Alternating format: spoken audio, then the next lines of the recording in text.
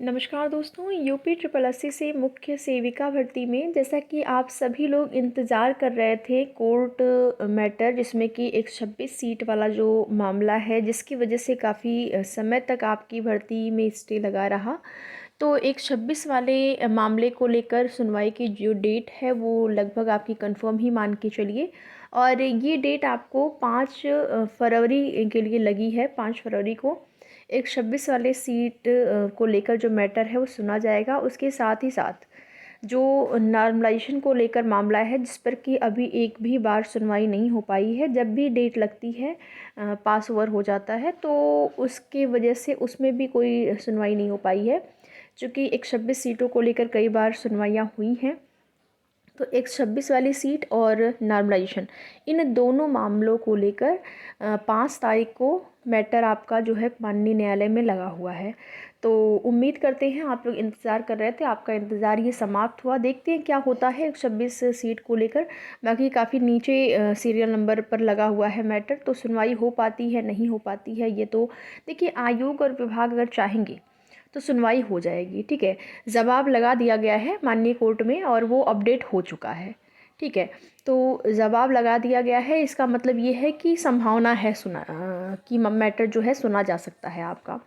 अब देखना ये होगा कि सुनवाई अगर होती है तो एक 26 वाली सीट पर अगर अभ्यर्थियों को जीत मिलती है, आयोग को जो है यहाँ पर अगर जीत जिन्होंने याचिका की डाला हुआ है, अगर उनको जीत मिलती है तो उस स्थिति में एक 26 सीटें आपको नहीं मिलेंगी। लेकिन अगर आप लोगों की जीत उसमें हो जाती है एक 26 वाले मैटर को लेकर, तो फिर 400 से 500 सीटें आपको वेटिंग लिस्ट के रूप में देखने को मिल सकती हैं। बाकी डीवी का जो प्रोसेस है आप सभी को पता ही है कि 13 फरवरी को आपकी लास्ट तिथि रहेगी। जिन भी अभ्यर्थियों का किसी भी कारणवश डीवी नहीं हो पाया है, वो लोग 13 तारीख को सेकंड शिफ्ट में जाके अपना डीवी करा सकते हैं। कार्ड बताओ के साथ किस कार्ड से आपने डीवी नहीं कराया, ये बता के आप अपना डीवी करा लीजिएगा 13 को सेकंड शिफ्ट में। ठीक है, और यहाँ पर अब डीवी में कोई ऐसी समस्या नहीं आ रही है। जो भी समस्या आई थी स्टार्टिंग में आई, कुछ अभ्यर्थियों को कन्फ्यूजन था अलग अलग मामलों को लेकर, फिर उसके बाद आप देखेंगे कि उन सभी मामलों का धीरे धीरे अपना जो निस्तारण है वो हो गया है।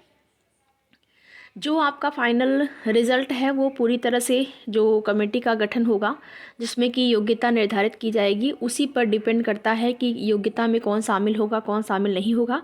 फ़िलहाल के लिए प्रोविज़नल भरवाए जाने वाले अभ्यर्थियों की संख्या जो जिन अभ्यर्थियों से भरवाया गया है हज़ारों की संख्या में है।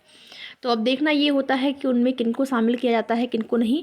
लेकिन एक बात आपको बता दें कि एक 26 सीटों को लेकर अगर आपको जीत मिलती है तो 400 से 500 और अभ्यर्थी यहाँ पर डीवी के लिए जुड़ सकते हैं। ठीक है, अभी देखिए जो भी ऐसा नहीं है जैसे कि आप लोगों को लग रहा होगा कि बहुत ज़्यादा अभ्यर्थी जो है यहाँ पर बुला लिए गए हैं डीवी के लिए।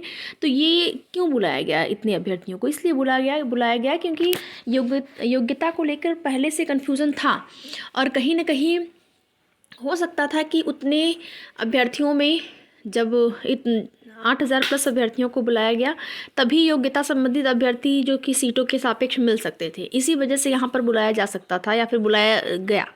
तो इसको लेकर आपको नहीं परेशान होना है कि जब इतने अभ्यर्थियों को ऑलरेडी बुलाया गया है तो फिर कहाँ से 400-500 की लिस्ट आएगी। बिल्कुल संभावना है, क्योंकि पहले जो भी चीज़ें थी, पहले आपका जो रिज़ल्ट है 126 सीटों के साथ तैयार था, उसमें 126 सीटें भी आपके रिज़ल्ट में थी। लेकिन फिर जब 126 सीटों को माइनस किया गया तो अलग अलग कैटेगरी वाइज आप देखेंगे कुछ पद घटा के 126 पद को टोटल नोटिफिकेशन में से टोटल जो विज्ञापन है उनमें से 126 सीटों को माइनस करने के बाद बाकी सीटों पर आपका रिजल्ट जारी हुआ।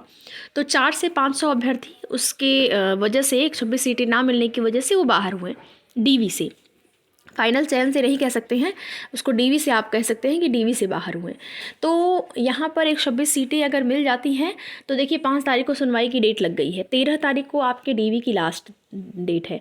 तो हो सकता है कि सुनवाई अगर हो जाए और जीत हो तो फिर 4 से 500 अभ्यर्थियों को और जोड़कर वेटिंग लिस्ट जारी करके उनका भी डीवी ये लोग इसी टाइम करवा लें, और उसके बाद फाइनल जो परिणाम है आपके का जो रिज़ल्ट है वो जारी किया जाए।